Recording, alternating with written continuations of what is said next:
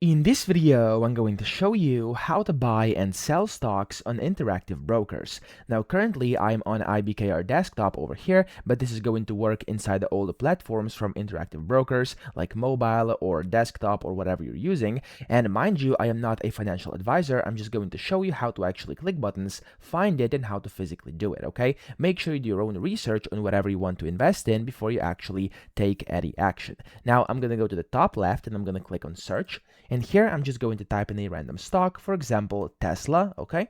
And there we go. As you can see, I can switch over to stock/ETF, and I can see the Tesla stock over here. I can just click on it, and it's going to pop up here on the chart. And on the right-hand side is where I can now buy and sell this stock. Now, I'm going to click on buy order, and then here you can go ahead and select your quantity, either in shares or USD. You can then go ahead and select what type of order you want. So here you have limit, market, stop, and then a bunch of different ones inside the drop-down menu.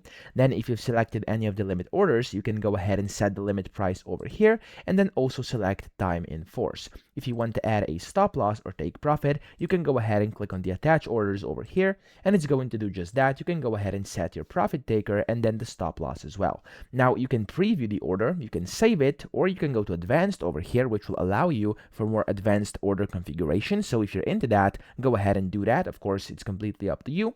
Or you can just click on buy or submit buy order. You'll be able to see the confirmation. Click on transmit over here at the bottom. It's going to start pending, and there we go. My order has been submitted. Now, the exact same thing goes when you are selling. You can just go ahead and click on sell order over here. Again, you can select how much you want to sell, stuff like that, and of course set limits, markets, whatever, and then click on submit sell order over here and transmit, and there we go. The exact same thing is going to happen as earlier. Now, that's how you buy and sell stocks. I hope this video helped you out. If it did, please subscribe to the channel and help me out as well.